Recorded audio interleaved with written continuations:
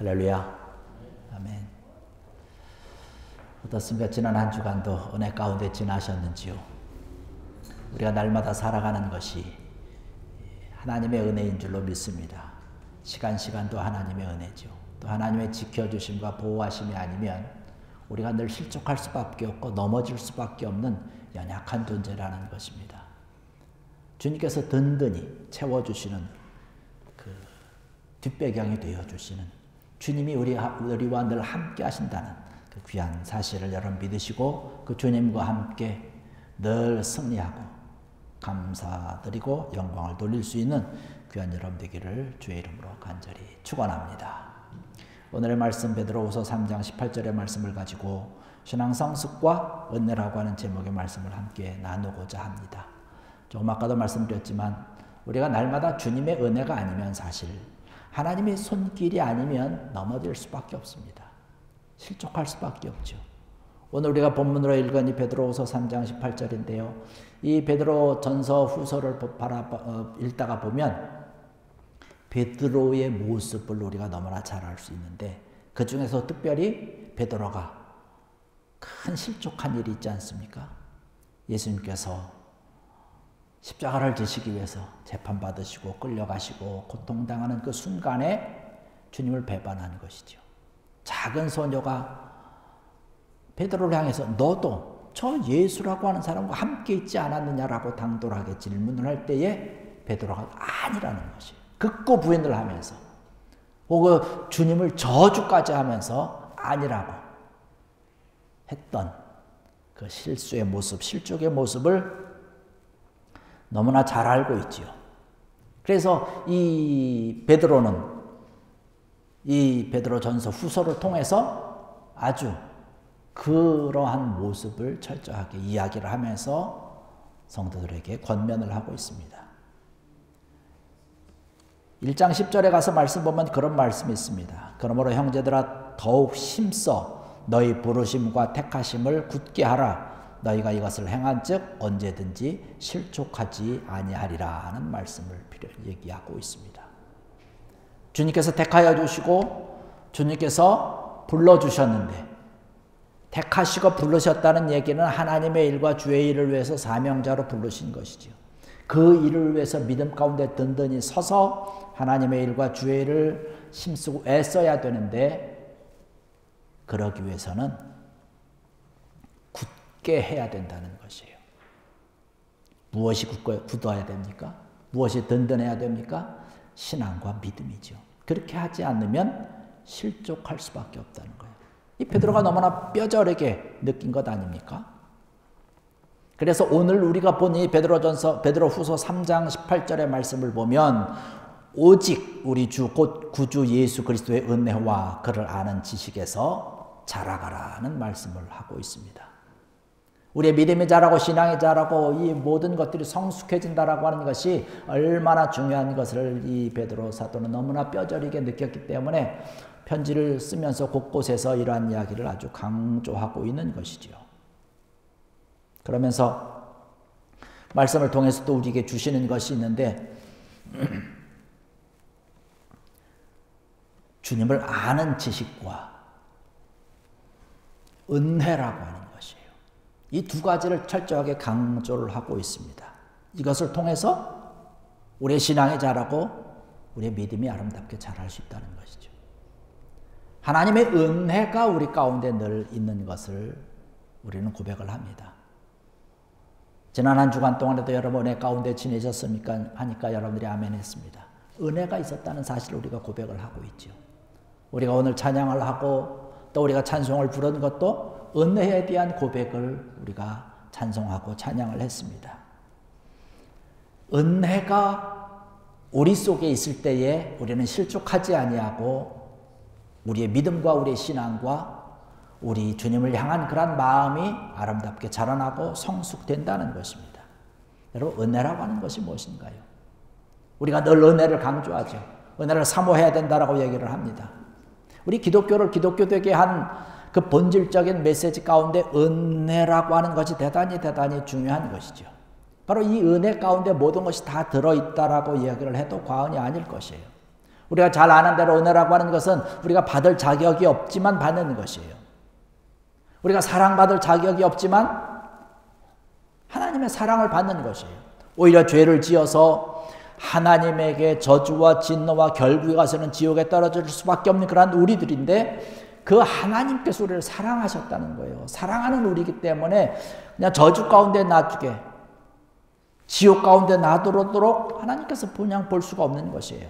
그래서 우리를 받아주신 것입니다. 우리를 용납해 주시고 용서해 주시고 더 나아가서 하나님의 자녀로 우리를 택하여 주신 줄로 믿습니다. 하나님의 자녀가 되었다는 것. 하나님께서 우리를 용서해 주셨다는 것이에요. 에베소서 2장 8절 9절의 말씀 보면 그렇게 말씀을 합니다. 너희는 그 은혜에 의하여 믿음으로 말미암아 구원을 받았으니 이것이 너희에게서 난 것이 아니요 하나님의 선물이라. 행위에서 난 것이 아니다라는 말씀을 하고 있어요. 행위에서 난 것이 아니기 때문에 어디 가서 자랑하는 것도 아니다는 거예요. 우리가 어떤 행위를 너무나 잘해서 우리의 행동이 너무나 멋있고 행동이 너무나 정말 많은 사람들에게 본보기가 된다 그래서 구원받을 수 있느냐? 결단코 그렇지 않다는 것이죠. 만약에 행위나 행동이나 이러한 것으로 구원받았다면 자랑할 수 있겠죠. 많이 돕고 많이 기부도 많이 하고 좋은 일 많이 한 사람들 구원받는다면 뭐든 잘할 수 있을 거예요. 그러나 성경에서는 그런 걸 이야기하지 않습니다. 죄인된 우리가 어떤 행동을 잘해서 무슨 행위를 가지고 창조자 하나님 앞에 심판자 앞에 선다면 우리가 할 수 있어요? 하나님 앞에서는 그런 게 통하지 않는 것이죠. 아무리 행위를 멋있게 했다 할지라도 하나님 앞에서는 그러한 것이 통하지 않는다는 것이에요.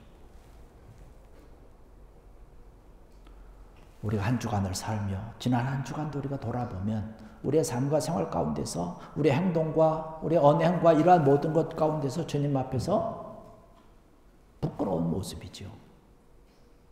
연약한 모습 아니겠습니까? 아까 찬양한 것처럼 주님 앞에서 우리는 날마다 연약한 존재라는 거예요. 날마다 우리가 서기를 원하지만 날마다 무너진다는 거예요. 쓰러진다는 거예요. 그래서 주님의 사랑과 주님의 십자가의 은혜가 우리 가운데 늘 있어야 된다는 것입니다. 이렇게 연약한 우리들인데 우리들을 받아주시고 용납하시고 또 용서해 주시고 하나님의 자녀로 삼아 주신 것, 이것이 저와 여러분들에게 있어서 하나님께서 내려주신 큰 은혜인 줄로 믿습니다. 이 귀한 은혜가 우리에게 날마다 있어야 되는 것이죠. 우리가 구원 얻는 것 자체만이 은혜가 아니라 지금 말씀드린 것처럼 하루하루 살아가면서 시간 살아가면서 때마다 일마다 순간마다 하나님의 은혜가 우리에게 필요하다는 것이에요. 하나님의 은혜가 없으면 우리가 살아갈 수 없지 않습니까? 하루를 열심히 아침에 일어나서 살아가면서 최선을 다해서 살아갑니다. 잠자리에 들면서 하루를 지나고 또 이틀이 지나고 한 주일을 지나면서 또 교회에 와서 이렇게 생각을 해보면 그 순간들이 다 하나님의 은혜였다는 것이에요. 내가 행하는 그런 모든 일들, 내가 누구와 관계하는 그런 모든 일들, 내게 주어진 모든 것들, 또 자녀들의 모습을 봐도 하나님의 은혜가 참 넘친다라고 하는 것이죠. 이러한 하나님의 은혜를 우리가 깨닫고 하나님 앞에 늘 고백하고 하나님 앞에 감사하는 마음을 가질 때 우리의 신앙이 자란다는 사실입니다. 우리의 신앙이 성숙해진다는 것이에요.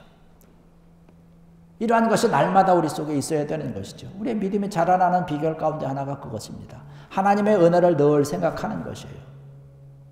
우리가 하나님의 은혜를 알지 못하고 교회를 아무리 많이 나온다 할지라도 교회 나오는 숫자가 많이 있어도 하나님의 은혜에 대한 깨달음과 하나님께서 나에게 베풀어 주신 그 은혜와 사랑의 손길에 대해서 감격하지 아니하고 고백할 수 없는 그 신앙은 헛된 것이에요. 그 신앙은 자라지 않습니다. 설사 교회 안에서는 하나님의 은혜다, 하나님의 사랑이다라고 말로는 할 수 있겠지만 밖에 나가서 세상에 살아갈 때에 세상에 있는 사람들과 관계하면서 살아갈 때에 신앙인다운 하나님께서 원하는 그런 모습으로 살아갈 수 없다는 사실이죠. 우리가 신앙을 가지고 신앙의 열매를 맺고 아름답게 주님께서 원하는 그런 아름다운 모습으로 살아가야 되는데 우리가 그 모든 것이 자라나야 되고 성숙해져야 되는데 언제부터 자라나고 성숙됩니까? 바로 하나님의 은혜를 깨닫는 그 순간 자라나는 것이에요. 아, 하나님께서 나를 이렇게 사랑해 주셨구나. 하나님께서 나를 이렇게 용서해 주셨구나. 이것을 믿고 깨달을 때에, 감사하게 될 때에 내 신앙과 믿음이 점점 자라나게 되는 것이에요. 그리고 그 은혜를 깨달았으면 그 은혜를 깨달은 사람이 또 은혜를 사모하게 되어 있는 것이에요. 은혜를 사모하니까 어떻게 됩니까? 하나님께로 더욱더 가까이 나가게 되는 거죠. 하나님을 더욱더 예배하는 것이고 하나님을 더욱더 찬양하게 되는 것이고 하나님 앞에 기도하게 되는 것이고 하나님의 말씀 또한 우리 가까이 하게 되는 것이에요. 그러다 보니까 은혜가 점점 쌓여지게 되는 것이에요. 그러면 그것을 통해서 우리의 마음이 더 풍성해지고 신앙이 자라고 성숙해지는 것이에요. 성숙한 믿음을 갖게 되는 것이죠. 어느 설교가가 은혜를 사모하는 마음 속에 세 가지가 있다고 얘기를 하더라고요. 첫째는 뭐냐면 감사하는 마음입니다. 이미 나에게 베풀어 주신 은혜에 대해서 내가 감사하는 것이에요. 또 한 가지는 그 은혜를 베풀어 주신 주님을 믿고 신뢰하고 의지하고 따르는 것이에요. 아, 하나님께서 나에게 이러한 은혜를 주셨구나. 나는 그 하나님만 따라간다면 그 하나님의 은혜가 나에게 계속 오겠구나 라고 하는 믿음을 가지고 주님을 따라가는 것이죠. 그렇게 기대하는 그런 마음입니다. 주님을 통해서 더 큰 은혜를 받을 것을 기대하고 사모하는 것이에요. 이러한 은혜를 사모하는 마음이 우리에게 있을 때에 더 풍성해지는 것이고 이를 통해서 우리가 주님 앞에 아름답게 믿음의 모습으로 은혜자의 모습으로 아름답게 설 수 있는 것이죠. 우리가 방금 전에 우리가 찬양을 불렀던 찬양가 305장 나 같은 죄인 살리신 은혜를 사모하는 마음이 잘 나타있는 찬양 같아요. 여기 이 찬양의 말씀을 보니까 나 같은 죄인 살리신 주님의 은혜 고맙고 놀랍다는 것이에요. 과거에 나에게 베풀어 주신 은혜에 대해서 내가 감사하는 것이죠. 그것뿐만 아니라 찬양의 가사를 보면 이제까지 내가 산 것도 주님의 은혜라고 이야기하고 있습니다. 지금 내가 살아가는 것도 주님의 은혜라고 고백을 하고 표현을 하고 있습니다. 주님을 의지하는 것이에요. 더 나가서 찬송을 보면 나를 장차 본향에 인도해 주시리. 할렐루야. 이 은혜에 대한 고백을 아름답게 찬양을 하고 말씀을 하고 있는 것이에요. 이런 존 뉴턴 목사님이 이 찬송가의 주인공 아닙니까? 이 목사님이 본래는 목사님이야. 본래부터 처음부터 신앙생활을 했던 분이 아닙니다. 이분은 노예 상인이었어요. 노예를 사고 팔고 하는 그런 장사꾼이었습니다. 그런데 어느 날 갑자기 한순간에 입장이 바뀌어서 이 사람이 노예가 된 것이에요. 그래서 노예가 되어서 배에서 동로를 사면서 노예의 모습을 하고 일을 열심히 하고 있었는데 어느 날 그 배에서 조그만 책자를 하나 발견을 하게 됩니다. 그것을 읽다가 보니까 말 그대로 큰 깨달음이 온 것이에요. 은혜가 온 것이죠. 거기에 뭐라고 써 있냐면 지금 노예의 일을 하고 있어서 육체적인 그런 노예의 삶으로 불편하게 살아가고 힘들게 살아가고 고통 가운데 살아가고 있지만 그것보다 더 큰 노예가 있다. 그것은 뭐냐면 죄의 노예라고 하는 얘기예요. 그러한 글이 거기에 쓰여 있는 것을 발견하게 됩니다. 그리고 자기의 모습을 보는 것이에요. 그런 죄의 노예가 되고 있으면 하나님의 진노를 피할 수 없다는 거예요. 하나님의 심판을 받을 수밖에 없다는 것이죠. 그 모습을 그 책자를 통해서 신앙의 책자를 통해서 깨닫게 되고 그리고 주님 앞에 꿇어 엎드려서 기도를 하게 됩니다. 내가 어떻게 해야 됩니까? 물어보러 주님 앞에 나가게 될 때에 복음이 들어오기 시작하는 거죠. 복음이 깨달아지는 것이죠. 내 힘으로 할 수 없다는 거예요. 내 노력으로 어떻게 할 수 있다는 것이 아니죠. 이제까지 그의 노력으로 열심히 하다 보니까 노예 상도 사고 팔고 장세도 잘 되는 것 같았어요. 그런데 자기의 노력 열심히 했으면 잘 됐으면 그가 노예 신분이 다시 이렇게 바뀌었겠습니까? 내 힘으로 내 노력으로 내 결단으로 할 수 있는 그런 문제가 아니죠. 이 죄악의 사슬을 끊어내는 것은 나의 어떤 것으로 하는 것이 아니죠. 하나님께서 내려주시는 그 은혜로 하나님의 사랑으로 바로 예수 그리스도를 믿을 때에 가능하게 되는 것이죠. 이 복음을 깨닫고 예수 그리스도를 믿음으로 고백하게 될 때 나의 구주인 것을 고백하게 될 때 그 마음속에 하나님께서 주시는 놀라운 자유와 평강이 자기를 사로잡았다는 것입니다. 그래서 거기서 써내려간 가사가 글귀가 바로 오늘 우리가 부른 이 찬송입니다. 나 같은 죄인 살리신 주 은혜 놀라와 잃었던 생명 찾았고 광명을 얻었다. 복음을 전하는 그런 전도자가 되었고 결국에 가서는 목사가 되어서 하나님을 잘 증거하는 귀한 하나님의 사람으로 아름답게 쓰임받았던 것을 바라볼 수 있습니다. 여러분, 날마다 하루하루 살아가면서 이러한 은혜를 사모하는 귀한 여러분에게를 주의 이름으로 간절히 축원합니다. 이 은혜가 우리 가운데 늘 있어야 되는 거예요. 시간마다 때마다 있어야 되는 것입니다. 이번 한 주간 여러분 살아가면서 어떠한 일이 우리 앞에 있든지 우리 앞에 누가 있든지 어떤 계획이 우리 가운데 있든지 하나님의 은혜가 함께함을 여러분 사모하면서 이 사모하는 마음으로 살아갈 수 있는 여러분 되기를 주의 이름으로 간절히 축원합니다.